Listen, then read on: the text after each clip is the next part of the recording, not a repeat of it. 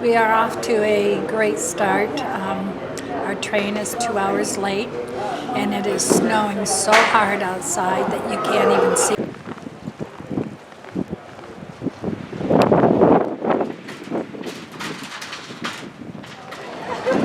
Well, I might need some skiing. I am somewhere, and I'm in that house actually. This is probably the worst airport I've been into in several years. I am in London at Heathrow.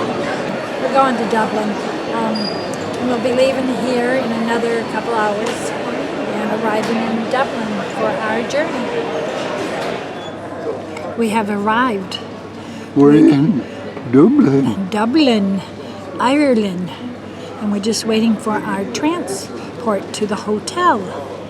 We've been up since, well, we've been up what? I don't know how many hours, but we left Kalamazoo at 9 o'clock, went to the train station. The train was supposed to leave at 10:20. It was 2.5 hours late. We arrived in Chicago just in the nick of time. Basically, by the time we got through everything, it was time to board. And the plane was full. And then we flew into London. Heathrow, London. And it was the airport. I think when you fly into an airport. Really? Yeah, I don't think you fly into a tree or anything else. You don't. Maybe you do because you are a pilot, so you've probably done that a few times. No trees. I've seen you do that with RCs. Fields with horses. Horses, okay. So anyway, we landed in London and we had a layover there of a few hours. That airport was a mass confusion. Madhouse. It's a madhouse. I guess they don't, well, a lot of people, and they don't have enough runways, so they don't assign the gates until they know somebody's coming in or going out or what the traffic pattern is. And so you don't even know what gate you have to go to until just before you're to board. And then you don't know where Terminal 1 or Terminal A, B, or C is. So it was really massive confusion. But we did manage to get it, so we're good. Now we're in Dublin, and we will be heading to our hotel. I think tonight we go for just a little scenic ride, and then we have a dinner. I'm hoping it's not too much because we've been up a long time. It is almost 1:30 here in Dublin, and it would be 9:19 in Michigan. Yeah, nine. That's wrong. My Fitbit saying 9:19. It would be 6 hours less than 1:30, whatever that is. I can't figure. I'm too tired. 1, 2, 3, 4, 5. Anyway, we are It'd tired. be like 7 o'clock in the morning. 7 o'clock in the morning. 7:20, I think, in Michigan. In Michigan. Well, So- why does my thing say 9:20? Who knows? My Fitbit tells me it's 9:20. So that's So- our bedtime. Is that the bedtime? I don't know. It's strange. But anyway, we will show you some video as we go. We're going to film. It's, I'd love to say that's rare, but it's not. No. It happens. Susie said there was 3 this trip that have missing luggage. That happened to me the last trip, not with Globus, but when I went out to, was we going to California? Where we went, yeah. Southwest lost mine. How long did it take?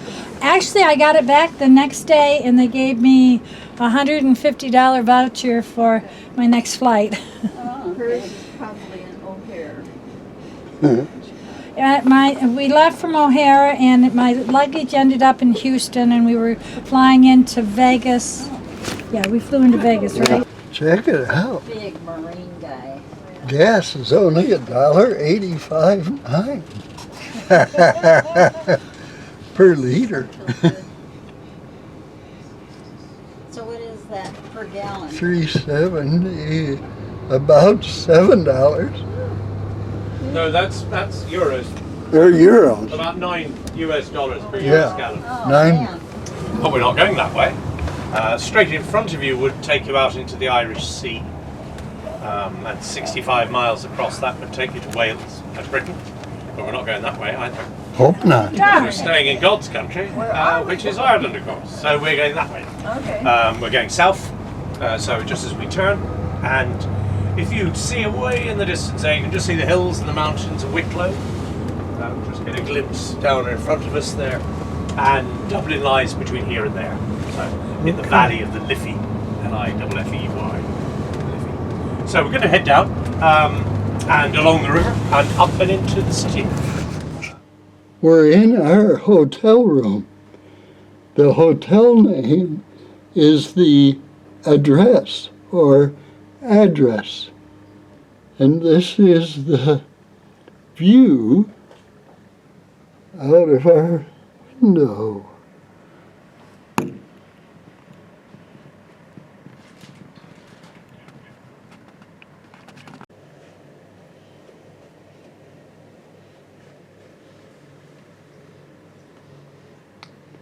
Dublin, Ireland.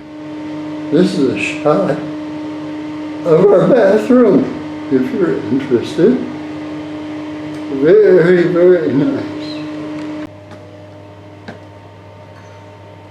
I don't know what my password is for this room. For this room, I don't know. I'm going to try this. King size bed. Very nice. Very clean.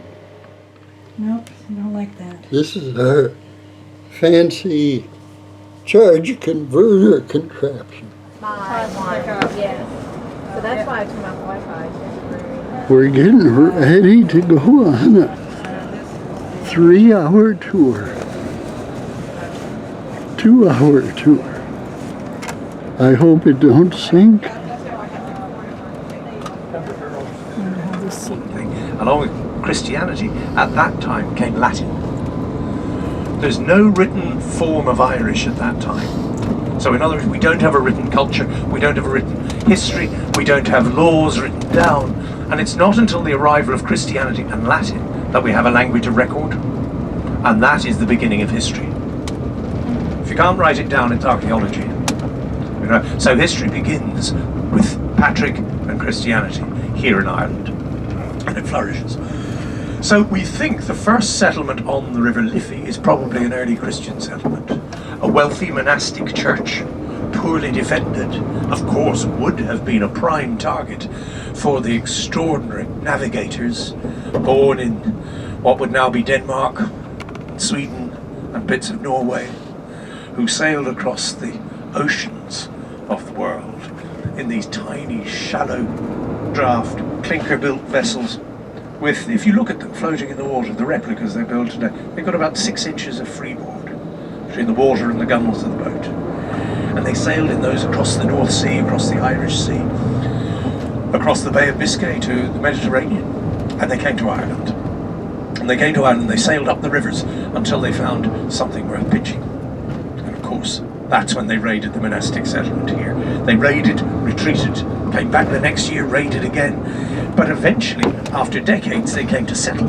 They came to stay. And that's when we begin to see the establishment of the Viking culture here, the Norse culture here in Ireland. Not in huge numbers, but very influential.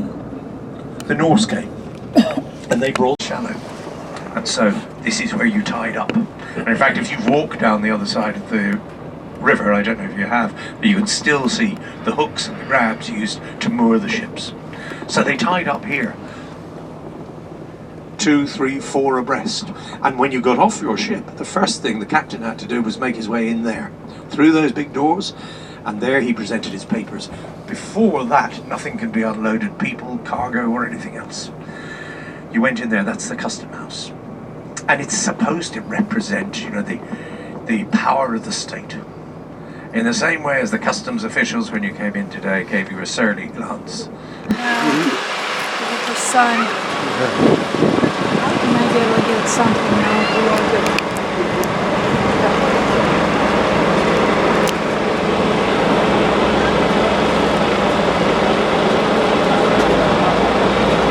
now. Buildings like this. The bigger the The bigger the windows, the later the building. So that you notice in the tower, at the base of the tower here, the oldest part, the windows are very small indeed. If you see something built in the 1600s, then it'll have huge palatial stained glass windows here. So those lancet windows. Now, in a moment, we'll go under the arch, which links the cathedral on your right to the Synod House. You get the chance to come here anytime, do. If you have, well done. Now, as we come down, this side here, this was being excavated. Oh, good morning. Hi. We are on our way to somewhere. We're in Ireland. I'm not really sure where the trip's taking us today. We'll find out. Real neat town. We're in Dublin right now. Lots of old buildings, lots of history. We'll have information here in a few weeks. And this is a really, really nice bus. Really nice. Even has a nice bathroom. Putin's behaviour at the moment is beyond the pale. Yeah. That's the way you would use it. Well, the Pale, do you know what the Pale was? P-A-L-E, was the area around Dublin, around which the English settlements were made, and beyond which was Irish. So something that's barbaric, uncivilized, inhuman, Irish, rather than English. Think of the Duke of Wellington. Because you're born in a stable, it doesn't make you a horse. You know? So it all ties in. It's funny how we use phrases like my father-in-law, my late father-in-law, very nice man, but he used to use a phrase, he was English, when he found something that he didn't understand or didn't make sense, he'd say, it's a bit Irish. You know, and no harm intended, but we still...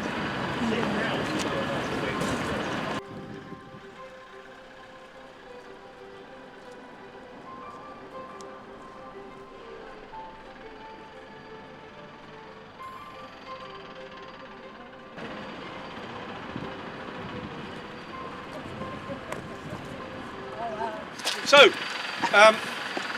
Lewins Ford. It's the narrowest point over the Shannon for miles. Cooey opens up into a big lock behind us to the south and a big lock to the north of us, L-O-U-G-H, spelling, lock.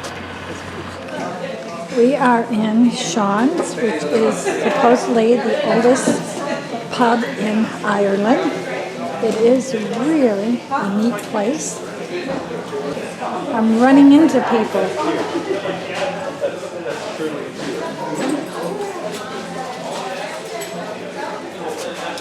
There is a nice little sign. We are right by the Shannon River. It's right across the street. So this was the Shannon Navigation Act notice. I'm going upstairs to see what's up here.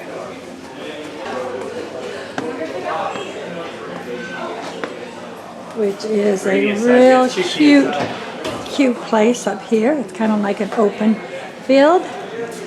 That is Alan right there. Say hi, Alan. Hi. I don't know these people, but this is the boathouse. So this must be another part of the building. We have a bunch of different types of whiskey. Look at that, Sean's Bar Sin. It looks like might be gin.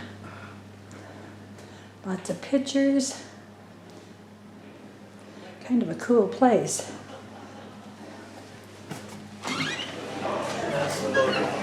Yeah. Going back downstairs. Here is an old bicycle. This says Sean's Bar here since 900 AD. Kind of neat. They've got little wall things for candles and stuff, and it says 900 AD in it. We have a nice little, kind of looks like a pirate, enjoying his beer, I guess. And again, another sign. And right now, we have Jim at the bar ordering a Guinness. getting drunk already this early in the morning. Goodness. Okay. I'm not going to tell you what time it is, but look at Jim. He's already hitting the Guinness. Shame, shame, shame. And you didn't realize it. He was such a drinker. Very. Enjoying my Guinness early in the morning. Actually, So good. Oops. I'm actually drinking 7-Up. But I did have a couple drinks of that.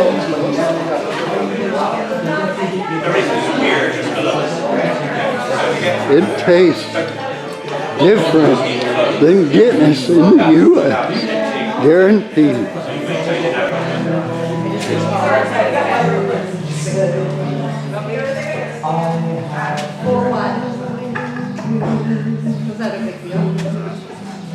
The Guinness is delicious.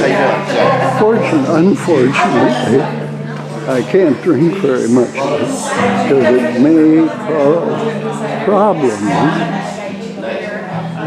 since I don't have a cold. Junk mail.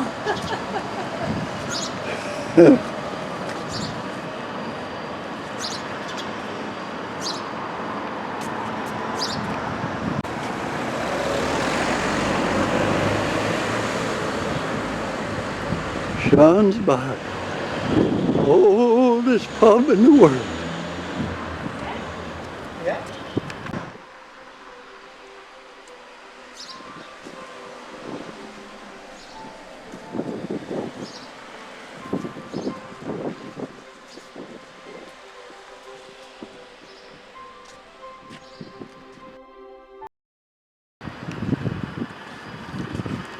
It's obvious this back part of the castle was built on later. You can see where the old wall was and where they added on.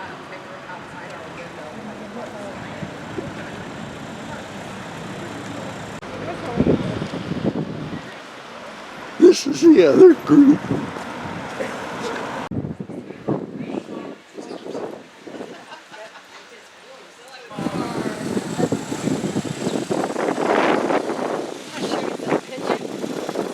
Probably a pigeon, but I can't really tell. I think so.